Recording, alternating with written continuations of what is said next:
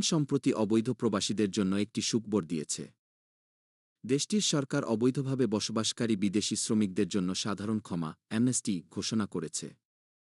এর ফলে যেসব প্রবাসী তাদের ভিসার মেয়াদ পেরিয়ে যাওয়ার পরও ওমানে অবস্থান করছেন অথবা অন্য কোনোভাবে দেশটির অভিবাসন আইন লঙ্ঘন করেছেন, তারা কোনো ধরনের জরিমানা বা আইনি জটিলতা ছাড়াই তাদের নিজ দেশে ফিরে যেতে পারবেন। এই সাধারণ ক্ষমার ঘোষণার ফলে অবৈধ প্রবাসীরা নিম্নলিখিত সুবিধাগুলো পাবেন। জরিমানা মওকুফ। ওমানে অবৈধভাবে থাকার জন্য সাধারণত যে জরিমানা ধার্য করা হয়, এই সাধারণ ক্ষমার আওতায় তা মওকুফ করা হবে।